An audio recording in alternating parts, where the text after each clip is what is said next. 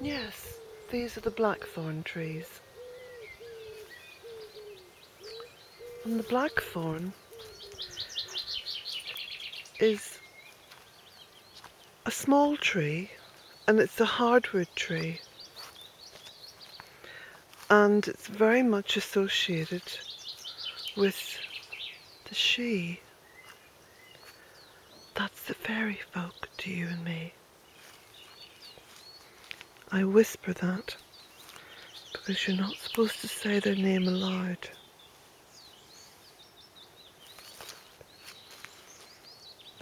Just going down some steps now,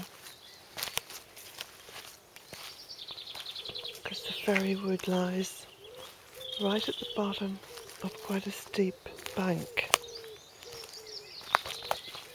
I'm going to just look back up now that I've got down here.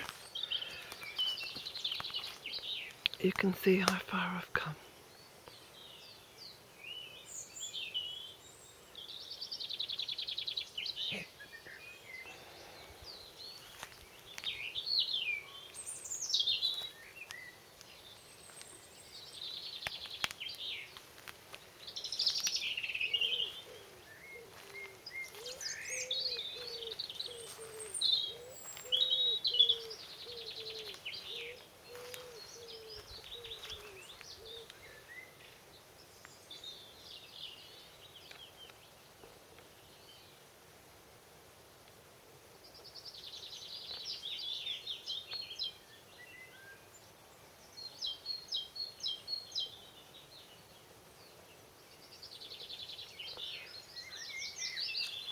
This magical little place is filled with ferns and mosses, spurge and celandines, lots of new growth, fungi,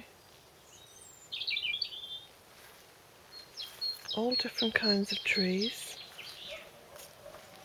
and even where birds have dropped the little currants, some little black currants growing. Primroses, ivy,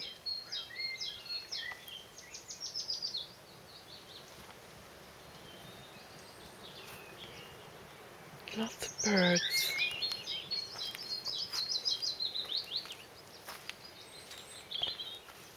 We'll just walk through the fairy wood and then come back, as I'll show you the little magical spring well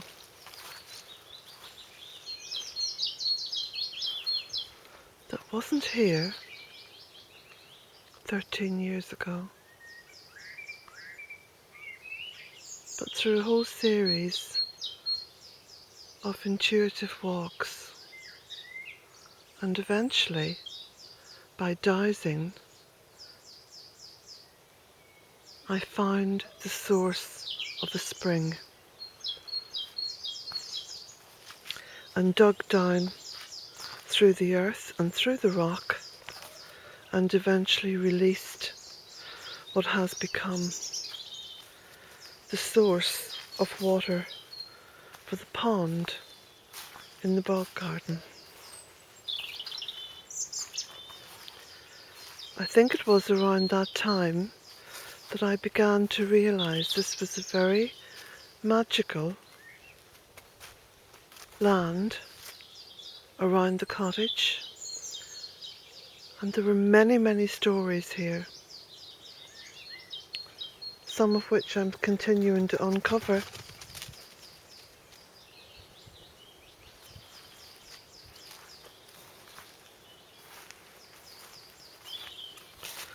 Now we're climbing upwards, going towards another entrance.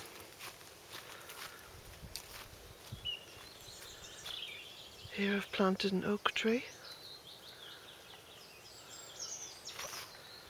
some beech trees and ribes, dogwoods and box.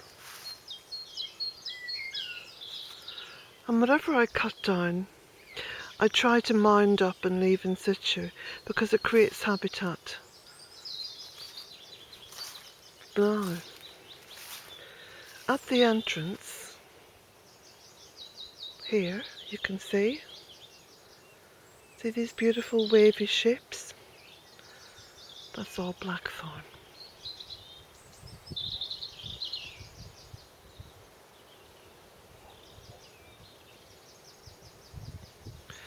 Now legend has it that the blackthorn guards the fairy woods and also guards the fairy mounds.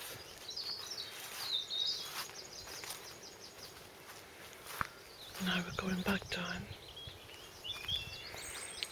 into the fairy wood. It's quite deep. It runs off down there towards the bog garden and up the bank towards the cottage. You can just see it there through the fairy tree. The fairy tree itself, of course, is not blackthorn, but it's a white thorn. It's the hawthorn, and this is one of the old fairy trees here. There are two fairy trees in this woodland. This is one of them, and you can see all the different stems growing from what is the actual tree itself, which of course is always the roots. And from the amount of small trunks, stems growing from the roots, you can tell that that tree has had a lot of different incarnations. It's well over 100 years old. Well over 100 years old. It could be 200 or 300 years old. And there, just around the base of it, you can see the blackthorn. And the blackthorn acts as the protector of the shee.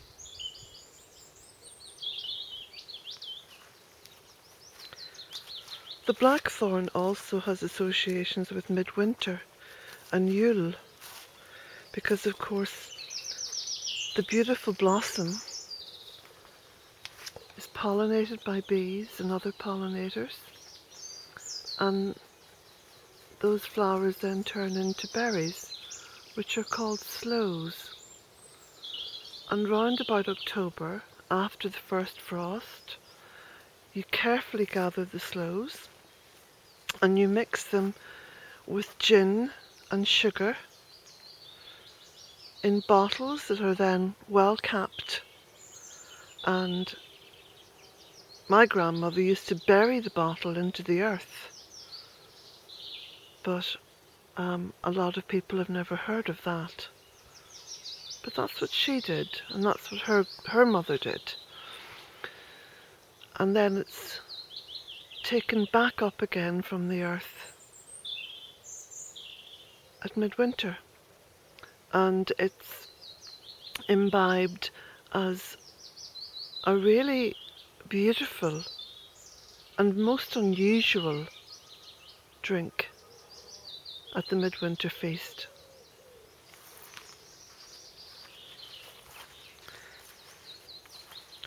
Now the other fairy tree, which is older than the one I've just shown you, is of course here, right in the centre of the wood. It's remarkably beautiful and quite delicate now at this point, because you can see there is some growth, but it's right at the top of the tree. And so the tree itself is ready, is just poised to go through yet another incarnation.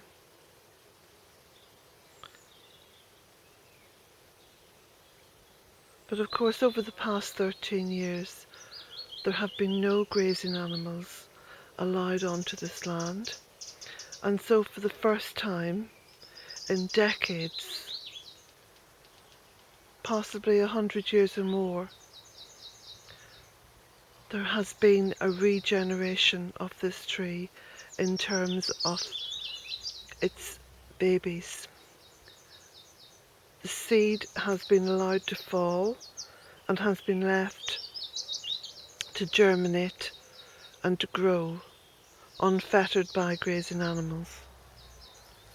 And there are hundreds of tiny baby fairy trees, and some of them have begun to grow quite big, such as this one here. And you can see it's very close to the mother tree. It's growing up through the goat willow and is now becoming a tree in its own right. And some of the seeds, of course, have only just germinated and grown. This is a tiny one here.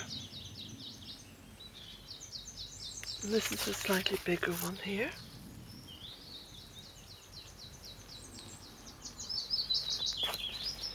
So now I'll show you the spring well.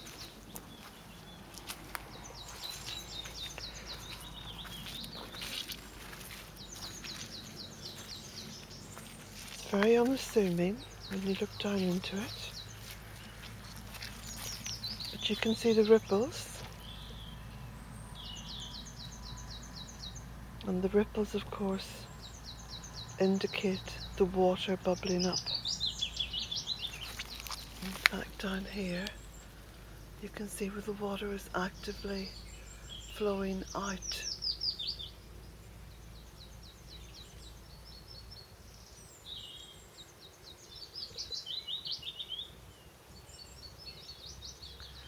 And you get a good indication of the flow when you look further down and you can see the water being carried off downstream.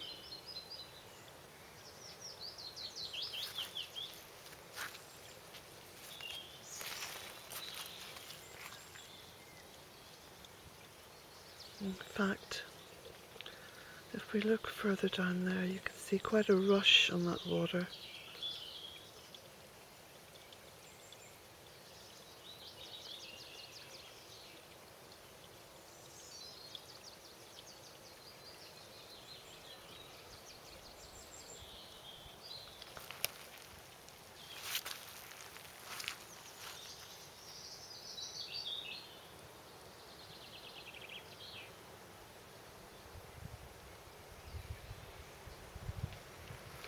And then if you look down around the actual spring, you can see lots of little berry thorns all coming up.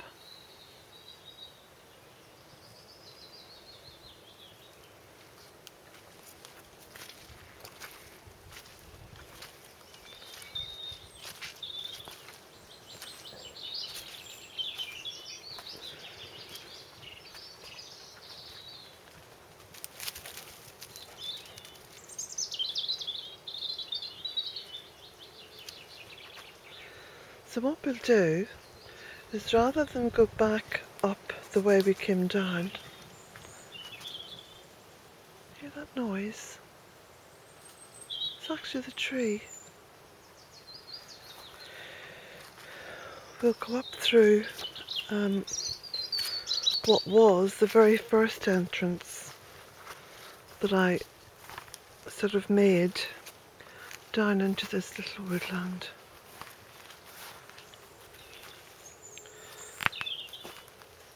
It's become a little bit overgrown.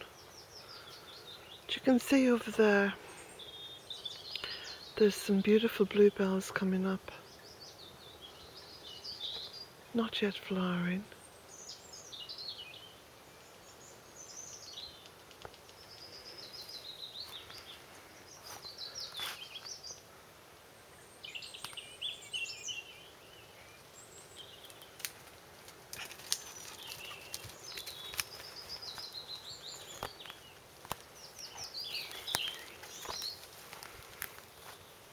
And here where there's other trees coming up now. This is an ash tree which is slowly going up now towards the light amidst the blackthorn blossom. And this is a goat willow which is sort of come across the path a little bit. So I'll just go around it. This is lords and ladies.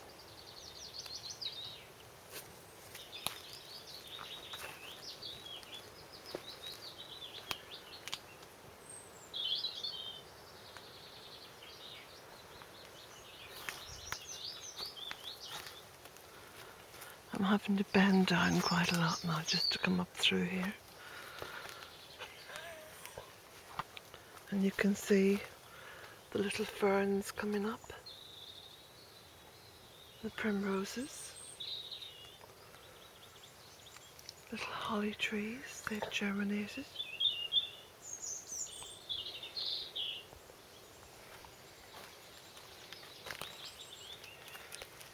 These stones I put in place years ago.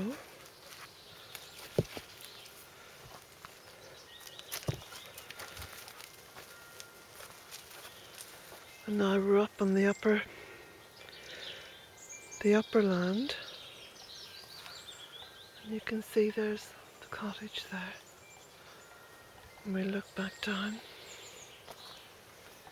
into the fairy wood.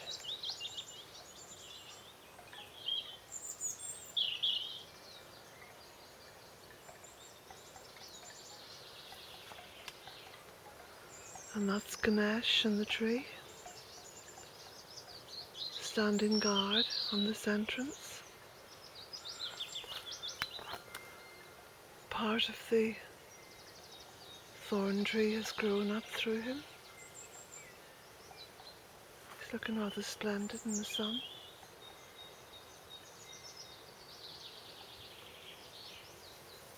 I love the way his trunk, his elephant trunk, emulates the ferns that are growing down below him.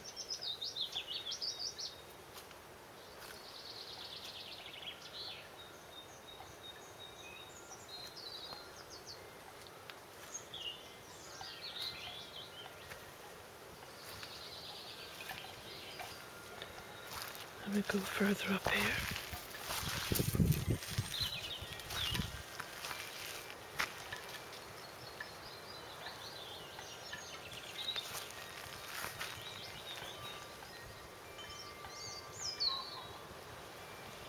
The sun's come out now.